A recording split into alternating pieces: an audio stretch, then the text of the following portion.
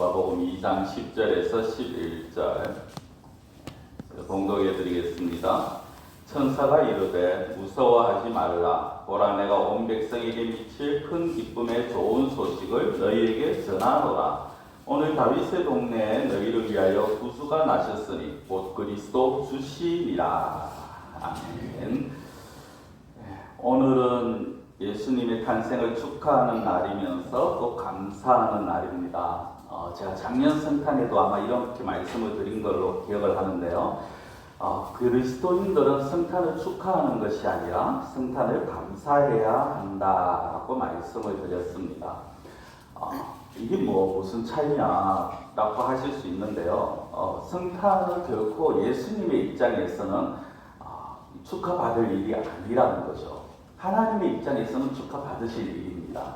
왜냐하면 예수님이 태어나심으로 인해서 결국은 하나님의 택하신 자들이 돌아오기 때문에 축하받을 일이지만 예수님의 입장에서는 축하받을 일이 아니라는 거예요. 왜? 예수님이 이 땅에 태어나신 이유가 죽기 위해서입니다. 그러면은 죽기 위해서 태어나신 거, 죽기 위해서 오신 걸 축하합니다 라고 말하기에는 참 그 말이 좀 이상하죠. 그래서 우리는 사실 축하한다라고 표현하는 게 맞지가 않습니다. 축하는 누가 받아야 됩니까? 우리가 받는 거예요. 사실 성탄에서 축하는, 크리스마스의 축하는 우리가 받는 겁니다. 성도들이 받는 거죠. 그 일로 인해서 예수님의 오심으로 인해서 우리가 구원함을 받았기 때문에 축하는 우리가 받아야 돼요. 그런데 그렇다고 해서 우리가 축하받는 예배라고 하기에는 그것도 이상합니다. 그렇죠? 예배는 주인공이 하나님이십니다.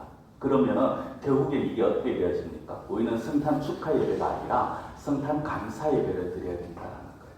항상 여러분들 다른 곳에서는 성탄을 축하합시다, 성탄을 축하합니다 하지만 우리는 성탄을 감사합니다라는 표현을 할 수 있어야 된다는 거죠. 자, 성도 여러분, 우리가 감사 예배를 오늘도 드리기를 원하는데요. 오늘 말씀을 통해서 우리가 왜 감사를 드려야 되느냐 좀 생각해 볼 필요가 있다는 거죠. 오늘 본문을 보시면요. 양을 치는 목자들이 등장을 합니다. 10절에 제가 읽어드렸습니다만 8절에 보면요. 목자들이 있어요. 근데 그 한밤중에 갑자기 주의 사자, 천사죠. 주의 사자가 등장을 하고 그 다음에 주의 영광이 하늘에서 큰 빛이 그들에게 비춥니다. 이 갑작스러운 상황으로 인해서 분명히 목자들이 두려워하는 것은 확실하게 우리가 추측을 할 수 있죠. 너무 예상치 못한 상황이 벌어졌습니다. 그런데 그 상황 속에서 이 지금 천사들이 또 무서워하지 말라라고 말을 해요. 이게 무서운 상황을 만들어 놓고 무서워하지 말라라는 거예요. 집에 강도가 들어와서 그 칼을 들이밀면서 너 겁내지 마 하는 거하고 똑같습니다. 이 조금 이제 강도가 나오니까 표현이 이 느낌이 좀 그렇습니다만은 목자들의 입장에서 굉장히 지금 얼떨떨하고 굉장히 낯설고 그리고 굉장히 두려운 상황이에요. 그런 상황에서 나타나서 그 상황을 만들어 놓고는 무서워하지 말라라고 합니다. 그리고 더 황당한 소리를 합니다. 더 이상한 소리를 하죠. 그게 오늘 본문 10절 말씀이에요. 보라, 내가 온 백성에게 미칠 큰 기쁨의 좋은 소식을 너희에게 전하노라. 무서워하지 말라라고 해놓고는 그 뒤에 뭐라고 하느냐면 내가 좋은 소식을 전하겠다라고 말을 합니다. 근데 그 좋은 소식 앞에 우리가 정말 좀 중요하게 봐야 될 단어들이 몇 가지가 있죠. 그게 뭡니까? 온 백성이라는 단어가 그 중에 하나입니다. 우리는 좋은 소식을 누구나 듣고 싶습니다. 그렇죠? 다른 사람과 관련된 것이라도 슬픈 소식보다는 좋은 소식을 듣고 싶어요. 내하고 원수지지 않는 이상은. 누군가의 병이 나았다, 누구 집에 자녀들이 잘 되었다, 좋은 학교에 진학을 했다, 승진했다, 그런 소식을 우리는 누구나가 듣고 싶습니다. 그런데 그 듣고 싶은 좋은 소식이 사실은 모든 사람에게 잘 들려지지는 않아요. 어떤 사람에게는 좋은 소식이 된다면 어떤 사람에게 그것이 나쁜 소식이 될 수도 있습니다. 한 회사에 취업을 하기 위해서 어떤 사람은 그 취업이 됐다라는 소식이 좋은 소식으로 들리겠지만 어떤 이는 그 취업이 되지 한 사람이 붙으면서 다른 한 사람은 떨어지겠죠. 그럼 그 사람에게는 그게 좋은 소식으로 다가오지 않을 것입니다. 근데 오늘 말씀은요. 온 백성이라고 말을 해요. 온 백성. 모든 사람에게라는 겁니다. 모든 사람에게라는 건 어떤 특정한 사람에게만 주어지는 게 아니라는 거예요. 특정한 층에 있는 사람들에게만 주어지는 말씀이 아니는 것입니다. 2000년 전에 이스라엘이나 지금이나 어느 시대 어느 나라를 막론하고 모든 사람들에게 주어지는 그런 말씀입니다. 그 우리가 오늘 말씀에도 보면요, 오늘 배경에도 보면 그게 너무 잘 나와 있잖아요. 8절에 보면 앞서 말씀드린 것처럼 지금 누구에게 이 상황이 벌어집니까? 목자입니다. 당시의 목자는요, 이 계급으로 치면은 정말 아주 하층입니다. 크게 뭐 내세울 것도 없고요, 돈 가진 것도 없고 그냥 그런 자들이 목자입니다. 그런 목자들, 어떻게 보면 세상에서 제대로 대우받지 못하고 세상에 가진 것이 없는 그런 목자들에게 이 소식이 제일 먼저 임해졌다라는 거예요. 그런 목자들에게 주의 천사들이 나타나서 친히 말씀했다라는 거예요. 뭡니까? 모든 사람에게 하나님의 전하시는 소식, 하나님의 사랑은요, 하나님의 은혜는 이 세상 계급과 이 세상의 기준과 달라요. 배운 것이 있고 없고 가진 것이 많고 적고를 떠나서 하나님이 택한 모든 자들에게 동일하게 주어집니다. 그래서 우리가 이걸 복음이라고 말을 하는 거예요. 한문으로 복음이 뭡니까? 복복자의 소리 어쩌잖아요. 복된 소리잖아요. 영어로 굿뉴스, 좋은 소리. 그렇죠? 우리가 이 소리를 받았다니. 자, 그 천사가 전해준 그 큰 기쁨, 그냥 좋은 소리도 아니고 기쁨을 주는데 큰 기쁨을 주는 소리라고 합니다. 그게 뭐냐? 구수가 나셨다라는 거죠. 예수님이 나셨다라는 겁니다. 그 11절에 보면 이렇게 말씀합니다. 오늘 다윗의 동네에 너희를 위하여 구수가 나셨으니 곧 그리스도 주시니라. 자, 여기에 보면 구수가 나셨습니다. 근데 누구를 위해서 나셨느냐? 너희를 위하여. 이 너희라는 건요, 단순히 목자가 아니죠. 오늘날 이 말씀을 읽는 모든 자들, 오늘 하나님의 택함을 받은 모든 자들을 위해서라는 겁니다. 그 모든 자들 위해서 예수님이 아기가 태어났는데 그 아기가 어떤 아기냐? 오늘 이 11절에요. 세 가지의 호칭이 나옵니다. 하나는 구수고, 하나는 그리스도고, 하나는 주라는 겁니다. 저 이 세 가지의 의미를 좀 보면서 왜 예수님이 태어나신 게 우리가 감사할 일이고 왜 예수님 태어나신 게 우리에게 기쁜 소식인가를 같이 생각하기를 원합니다. 자, 제일 먼저 볼 건요. 예수님이 구주시다라는 거예요. 구주 대신 예수님입니다. 구주라는 것은 구원의 주님, 줄임말이에요. 구원의 주님의 줄임말입니다. 예수님께서 우리의 구원자가 되셨다라는 거죠. 성도는 구원이 뭡니까? 우리는 구원이라고 얘기하니까 교회에서 워낙 이 말을 많이 듣다 보니까 지옥 가지 아니하고 영원히 살면, 천국에서 영원히 사는 것, 이걸 이제 구원 이렇게 쉽게 이해합니다. 그런데 가장 쉽게 구원이라는 말이 뭐냐? 안 믿는 자들에게도 할 수 있는 이 구원이라는 말이 그들에게도 어떻게 다가올까요? 그들에게 있어서 구원이라는 말은 결국 뭡니까? 자기의 힘으로 헤어나올 수 없는 곳에서 건져주는 게 구원입니다. 내가 물에 빠져서 그 물에서 호적거리고 내가 내 힘으로 그 물에서 나오지 못하는데 누가 나를 건져줘요. 그럼 그 사람이 나를 구원한 구원자가 되는 겁니다. 내가 어떤 상황 속에서 내 힘으로 도저히 감당할 수 없는 그 상황 속에서 누군가가 예상치 못하게 의도치 않았는데 내가 전혀 생각지 못한 누군가가 나타나서 갑자기 나를 도와주고 나를 그 상황에서 건져줍니다. 그럼 그 사람이 구원자가 되어지는 거죠. 예수님이 우리의 구원자라고 말씀합니다. 그럼 예수님은 우리를 어디에서 구원하셨느냐? 어디에서 건져주셨느냐? 바로 죄와 사망이라는 겁니다. 예수님이 이 땅에 오신 가장 궁극적인 문제가 뭐죠? 우리의 죄 문제의 해결입니다. 그렇죠?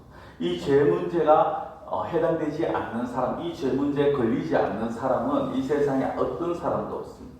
모든 사람이 죄를 지었고 그 죄 때문에 신음하고 고통 가운데 있고 마지막은 결국 지옥으로 갈 수밖에 없는 게 이 세상의 모든 사람들의 어떻게 보면 삶의 모습입니다.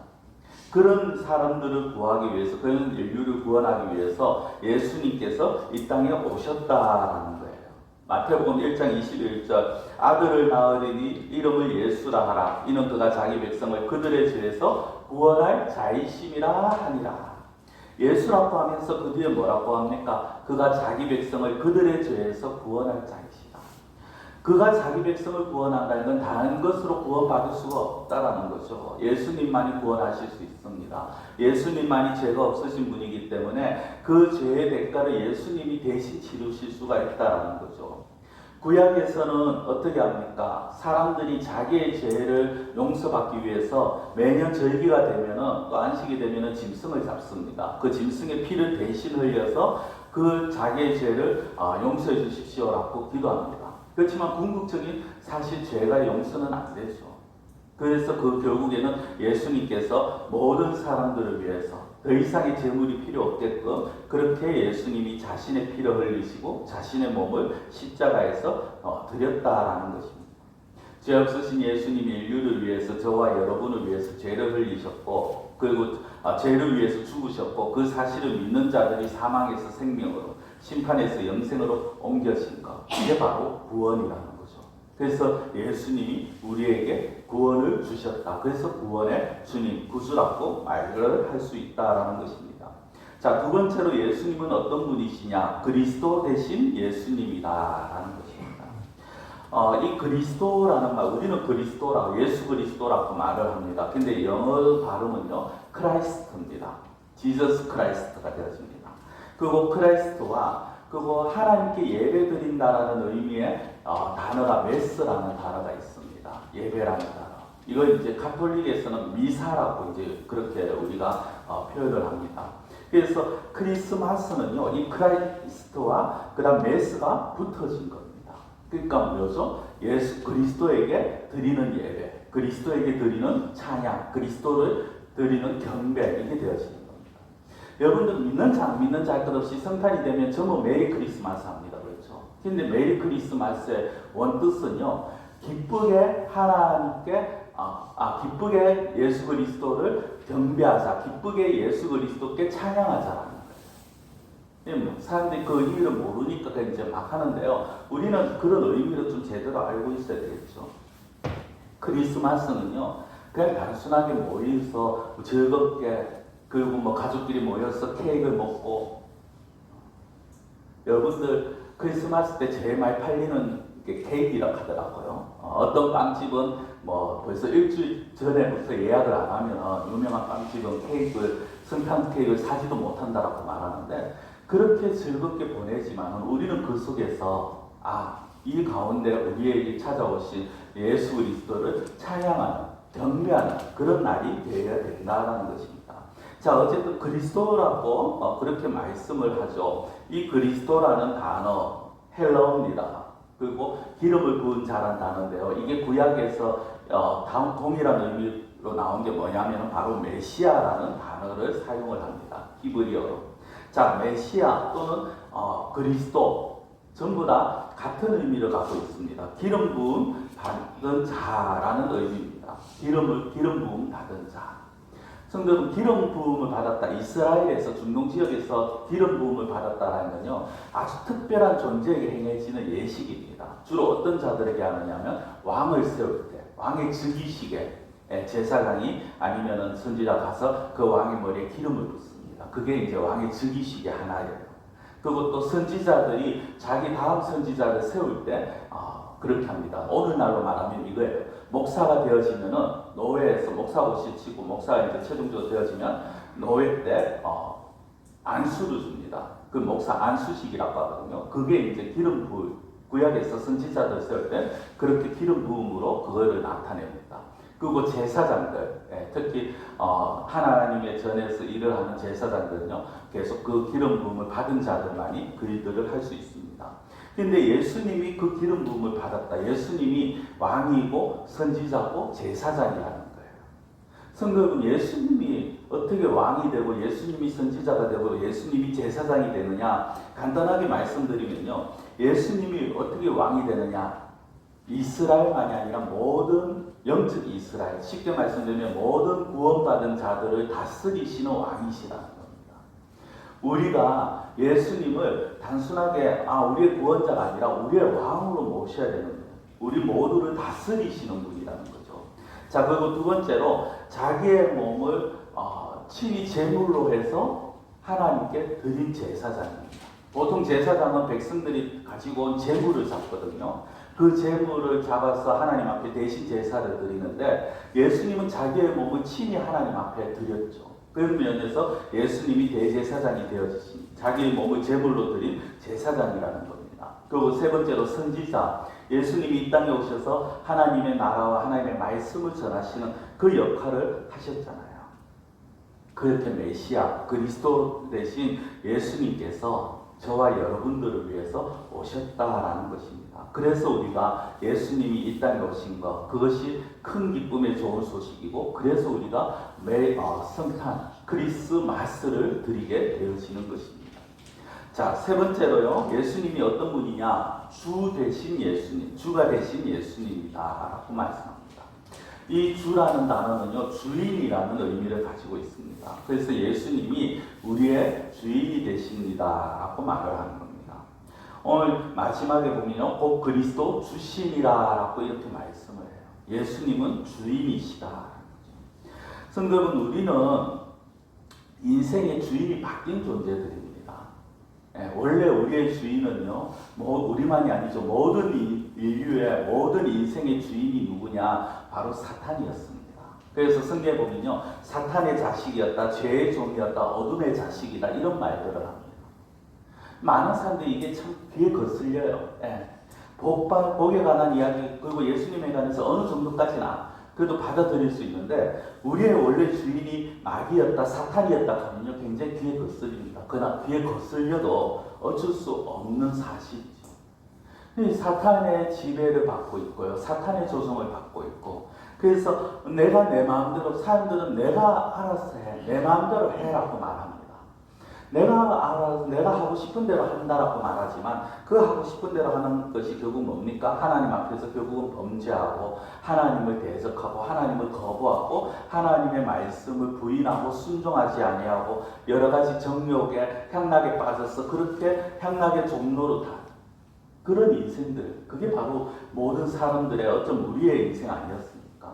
악독과 투기를 일삼는 인생 아니었습니까? 인간의 본성이잖아요. 태어나면서부터 가지고 있는 본성이잖아요. 그래서 이런 본성을 가지고 태어난 존재들이 자기가 하고 싶은 대로 자기 마음대로 살아가는 것 같지만, 실상은 사탄을 지배를 받고 있는 사탄의 종으로서 살아가고 있더라는 것입니다. 그래서 죄가 주인 노릇을 하고 있었죠. 사탄이 주인 노릇을 하고 있었습니다. 그런데 예수님께서 그 택한 자들을 구원하신 이후로 그 인생의 주인이 바뀐 거죠. 이제까지 사탄이 주인의 자리에 있었다면, 이제는 예수님이 주인의 자리에 계신 것입니다. 이제는 죄의 종이 아니라 하나님의 백성 예수님의 것이 되었다는 거예요. 우리의 주인이 사탄이 아니라, 죄가 아니라 하나님이고 예수님입니다. 그런데 참 안타까운 건요, 이렇게 주인이 바뀌었는데도 불구하고 여전히 옛 주인을 찾아가는 사람이 있어요. 성도 여러분, 어느 집에 한 노예가, 하인이 평생 그 집에서 살다가 주인이 기특해서, 너 이제 내가 너를 자유인으로 만들어줄게, 너 나가서 자유롭게 살아 했어요. 근데 나가서 살다가 자꾸 나는 다시 옛날에 그 하인의 모습이 그리워, 난 옛날에 그 종으로 노예로 살던 때가 그리워하고 돌아가면은, 다른 사람, 모든 사람들이 그 사람을 보면서 뭐라고 얘기할까요? 아이고, 저 사람 참 예전 주인에 대한 그 마음이 깊었는 것 같다. 예전 주인을 참 사랑하는 것 같다. 그렇게 얘기할까요? 저 바보다. 실컷 자유인이 됐는데, 실컷 자유의 몸이 됐는데, 이제 자기가 원하는, 자기가 하고 싶은 대로 자기가 가고 싶은 곳에 가서 살면 되는데, 왜 다시 저렇게 종으로, 하인으로 저렇게 살려고 하냐? 참 바보다. 그런 소리를 할 겁니다. 근데 그리스도인들 가운데 안타까운 게 그런 존재들이, 그런 삶을 살아가고자 하는 사람들이 많다라는 거예요.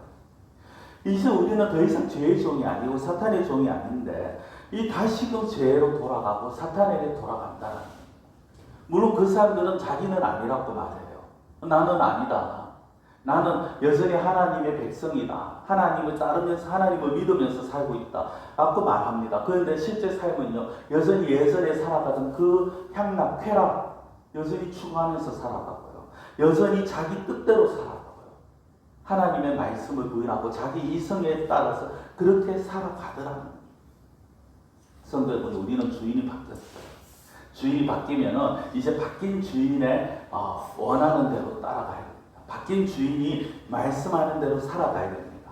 여전히 내 마음대로 살 수 없는 건 마찬가지예요. 그런데 그건 있어요. 이전에는 내가 정말 어떻게 해도 마음의 기쁨이 없습니다. 아무리 돈을 많이 모아도요, 아무리 내가 하고 싶은 대로 살아도요, 그러나 그 가운데 기쁨도 없고 즐거움도 없고 평안도 없어요. 그런데 내가 인생의 주인이 바뀌었잖아요. 그리고 그 새로운 인생 대신 예수님의 말씀을 쫓아 삽니다. 그러면요, 처음에 그게 굉장히 구속 같고요. 그게 처음에 답답합니다. 근데 어느 순간에 보면요, 그 안에서 자기가 평안을 누립니다. 그래, 예수님 말씀 따라 살아가는 게, 그게 내가 진짜 참된 평안을 누릴 수 있는 길이고, 그 안에서 기쁨을 누릴 수 있는 길이고, 그 안에서 즐거움을 맛보는, 그 주님이 주시는 그 즐거움을 맛보게 되어진다라는 거예요. 결코 예수님의 말씀을 따라 산다는 거, 우리가 말씀에 순종해야 된다는 거, 그거요, 구속 아닙니다. 안 믿는 사람들이, 모르는 사람들이 야, 그 말씀 따라 교회 가면 매주 교회 가야 돼, 헌금해야 돼, 뭐 해야 돼, 뭐 해야 돼, 이때까지 하는 거 이제 하지도 못해. 그렇게 얘기하니 또 구속인 것 같고 억압인 것 같죠. 그러나 그 사람들은요, 마치 뭐라고 얘기하느냐 하면, 너 그 어항에서 뛰쳐나와. 답답하잖아. 어항 안에 있는 물고기에게. 제가 이런 표현 자주 쓰잖아요. 어항 안에 있는 물고기에게, 야, 그 좁은 어항에 있지 마, 뛰쳐나와. 제가요, 참 재미있다고 해야 되나요? 이게 한 생명에 관한 건데요. 우리 집에 물고기를 이제 제가 얼마 전부터 키운다고 말씀을 드렸잖아요. 예, 물고기 키우다 보면 치어통이라는 게 있어요. 새끼 낳을 때가 되면 이제 따로 통에 넣고 이제 부화를 합니다. 거기서 부화하면 그 새끼들이 이제 해서 밑으로다가 어미들한테, 그 달물고기한테 안 잡아먹히게 이제 따로 하는 건데, 제가 참 잘못해서 한 번은 그 치어통 위에 뚜껑을 덮어야 되는데 뚜껑을 열어놓고 물을 좀 채웠어요. 그러니까 이제 그 밑에 있던 새끼가 한 마리가 한두 마리가 그랬는 것 같아요. 나중에 개수가 처음에 태어났을 때보다 적은 거 보니까 밖으로 나왔는 것 같아요. 그 밖으로 나왔는가 암만 찾아도 없어요. 제가 수족관 주인한테 얘들 밖으로 나오면 어떻게 됩니까? 했더니 너무 작은 거, 갓 태어난 지 얼마 안 된 게 나오면요, 다른 물고기한테 잡아먹힌다라는 거예요. 여러분들, 안전하게 보호해주는 통에서 그 물고기는 더 넓은 어항으로 나왔어요. 더 넓은 곳으로 갔어요. 자기 딴에는 좋겠죠. 그러나 결국 이 물고기는 죽고 말았다. 여러분, 제가 좀 이게 지나친 비약같이 들리실 수도 있습니다만은, 물고기는요, 물속에 있을 때가 가장 행복하고요, 양들은 우리 안에 있을 때가 가장 안전합니다. 우리는요, 하나님의 품 안에, 하나님의 말씀 안에 거할 때가 가장 안전하고 행복합니다. 그 가운데에서 예수님을 주인으로 모시고 사는 삶. 어제 오신 분들 말씀드렸습니다. 수요일에 오신 분들 말씀드렸습니다만, 예수님을 마음의 보호자에, 그러니까 마음의 한쪽에가 아니라 우리 마음의 주인으로 모시고 사는 삶. 그런 분들이 진정한 평안을 누릴 수 있다는 거예요. 자, 네 번째, 마지막인데요. 오늘 말씀에 이렇게 나옵니다. 오늘 말씀은 아닌데요. 오늘 말씀 다음에 나오는 말씀인데, 우리 예수님 어떤 예수님이냐? 회복시키시는 예수님이다. 자, 13절, 14절 제가 한번 읽어드리면요. 호련히 수많은 천군이 그 천사와 함께 하나님을 찬송하여 이르되, 지극히 높은 곳에서는 하나님께 영광이요 땅에서는 하나님이 기뻐하신 사람들 중에 평화로다 하니라.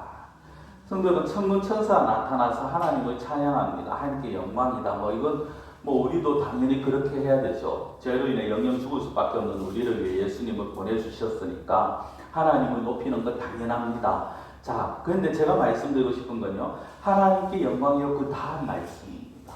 땅에서는 하나님이 기뻐하신 사람들 중에 평화로다. 하나님이 기뻐하신 사람들, 땅에서 하나님이 기뻐하신 사람들은 결국엔 하나님의 택함받은 자들이고 구원함을 받은 자들입니다. 예수가 주라고 시인되어지는 자들이고, 예수님이 나를 위해서 구원자가 되어주셨다, 메시아가 되어주셨다, 그리스도가 되어주셨다 고백하고 믿는 자들입니다. 그런데 그런 자들에게 뭐라고 합니까? 평화라는 거예요. 평화. 성도 여러분, 이 평화는요, 세상적인 평화가 아닙니다. 그 세상적인 평화만을 말하는 게 아닙니다. 그냥 전쟁이나 싸움이 없는 그런 정도의 평화가 아닙니다. 근원적인 문제가 해결돼, 근원적 갈등이 해결된 평화예요. 그 근원적 갈등이 뭡니까? 하나님과 인간 사이에 막힌 담을 허물었었다. 하나 인간들의 그 죄로 인해서 인간의 죄로 인해서 하나님과 영원히 떨어질 수밖에 없고 하나님과 인간 사이에는 그 어떤 것으로도 허물 수 없는 담이 있었습니다. 벽이 있었죠. 근데 예수님이 죽으심으로 말미암아서 그 담벽이 무너져 내린 거, 허물어져 버린 겁니다. 하나님 앞에 기꺼이 우리가 나아가서 예배 드릴 수 있는 거예요. 성도는 구약시대 때요. 성전에 제사장밖에 못 들어갑니다. 아무나 못 들어가요. 성전 그 성막 안에는. 성전 뜰에는 들어가죠. 그런데 성막 안에 제사장밖에 못 들어갑니다. 그 안에 있는 지성소, 오늘 날로 말하면요. 좀 어떻게 말씀드리면 이 교회가 성막이라고 치면 여러분들이 앉아 계신 자리가 성소입니다. 그리고 여 가운데 휘장 큰 커튼이 하나 쳐 있어요. 사람 힘으로 절대 찢을 수 없는 두께의 큰 커튼이 쳐져 있습니다. 그리고 이 뒤쪽에 지성소라고 해서 이 안에 이제 말씀 돌판, 그 다음에 아론의 상단 지팡이, 만나 항아리가 있는 언약궤가 있고요. 그룹이 그 덮고 있죠. 이 지성소에는 1년에 딱 한 번 한 사람만 들어갈 수 있습니다. 대제사장만. 대속죄일에 들어가서 모든 이스라엘 백성들 위해서 기도를 합니다. 그런데 그 대제사장도요, 죄를 회개하지 아니하고 들어가면 그 지성소 안에서 죽어요. 그래서 대제사장들의 입는 옷에 그 밑에 치마 같은 제일 밑에 뭐가 달려 있느냐면 방울이 달려 있어요. 이 안에서 밖에서 제사장들이 듣습니다. 듣고 방울 소리가 들리면 우리 대제사장님이 아직 살아 계시는 거야. 방울 소리가 안 들리면 죽었구나. 그러면 갈고리를 가지고 이제 그 틈 사이로 집어넣어서 시체를 끄집어내요. 자, 성도분, 이렇게 지성소와 이 하나님의 임재의 상징인 언약궤에도요, 함부로 못 들어갔어요. 근데 예수님이 죽으면서 어떤 일이 벌어졌느냐 하면 성소와 지성소 사이를 가로막고 있던 휘장이 찢어집니다. 그것도 사람이 찢은 것처럼 밑에서 찢어지는 게 아니라요, 말 위에서 찢듯이 그렇게 찢어집니다. 하나님이 찢으셨다고밖에 표현을 못하는 거예요. 그 휘장이 찢어지고 그때부터 이제 사람들이 마음껏 하나님 앞에 나와서 기도할 수 있는 거예요. 여러분들 교회 나오는 데 있어서 여러분들 저 교회 마당에서만 기도하십시오. 요즘 그렇게 안 하잖아요. 얼마든지 우리가 하나님을 직접 부를 수 있고 하나님께 직접 나올 수 있고 하나님을 직접 찬양하고 직접 기도할 수 있잖아요. 이런 하나님과의 벽이 해결이 되어졌다는 거죠. 하나님과의 관계가 회복이 되어지고 하나님과 우리 사이에 평화가 주어졌다는 겁니다. 그리고 이 평화는요, 단순히 하나님과 인간 사이의 평화만이 아니라 그 평화를 입은 사람들 안에서 또 평화가 주어져요. 성도는 예수님이 나의 구원자가 되시고 예수님이 나의 그리스도가 되시고 예수님이 나의 주인이십니다라고 고백하면서 그 하나님을, 예수님을 주인으로 모시고 살아가는 자들은요, 그 마음의 평안이 나오게 되어지는 거예요. 이제까지 자기를 억누르고 있던 모든 불안함을 내 주인에게 다 맡기는 거죠. 우리를 감싸고 있던 그 답답함, 그리고 우리를 아프게 했던 그 상처들을 주님께 다 맡기는 겁니다. 그렇기 때문에 마음의 평안이 있을 수 있는 거예요. 그렇기 때문에 그 마음이 회복이 되어지는 거예요. 회복은요, 두 가지입니다. 다시 말씀드리면 하나는 하나님과의 관계가 회복이 되어진 것이고요, 하나는 내 마음이 회복이 되어진 거예요. 우리의 심령이 회복이 되어지는 거예요. 성도분, 우리가 마음이 답답하고 마음을 괴롭게 하는 것들이 있잖아요. 그것 때문에 내가 지금 마음이 평안을 제대로 누리지 못하고 기쁨과 즐거움을 누리지 못한다? 여러분들 죄송하지만은 아직까지 예수님을 주로 인정하지 않고 그 예수님께 맡기지 않았어요. 모든 걸 예수님께 맡기십시오. 그러면 예수님이요, 그 마음을 어루만져 주실 거예요. 마치 어린 아이가 울고 있을 때, 막 두려워서 떨고 있을 때 그 아이를 품에 안고 등을 쓰다듬으면서 그 아이를 진정시키는 부모님처럼 우리의 마음을 그렇게 어루만져 주시고 회복시켜 주실 것입니다. 자, 말씀을 맺겠습니다. 저는 왜 예수님의 오심이, 이 예수님의 탄생이 기쁨의 좋은 소식인지, 그것도 큰 기쁨의 좋은 소식인지, 왜 복음이 되는지를 지금 말씀드렸습니다. 어떻게 보면 제가 말씀드린 거 너무 잘 아시는 내용일 거예요. 교회 3년, 4년만 다녀도요, 성탄마다 듣는 이야기고, 그렇잖아요. 주일마다 듣는 이야기고, 너무 잘 아시는 말씀일 겁니다. 그럼에도 불구하고 제가 이렇게 말씀드리는 이유가 뭐냐, 이 성탄의 참된 주인공 되신 예수님의 오신 그 목적을 다시 한번 우리가 되새기자는 거예요. 그냥 예수님이 오셨다 끝이 아니라 다시 한번 되새기잖아요. 날이 갈수록 힘들고 고통스러워하는 만들어지는 게 이 세상입니다. 그렇죠? 어느 순간 평화가 사라졌어요. 사람들은 늘 두려워하고 근심하고 걱정하며 살아갑니다. 이럴 때 우리가 성탄의 참된 의미를 알고 우리만이라고 이 성탄에 정말 하나님의 그 사랑을 생각하면서 은혜를 생각하면서 기쁨과 즐거움과 평화로 우리가 이 성탄을 올바르게 제대로 보내보자는 것입니다. 그래서 이 성탄의 참된 의미를 가슴에 새기고 예수님의 하나님의 그 큰 사랑을 다시 한번 새기고 살아가시는 그러한 우리 성도님이 되시기를 축원합니다. 찬송가 121장 찬양 드리고 찬양 드리면서 우리 성탄 예물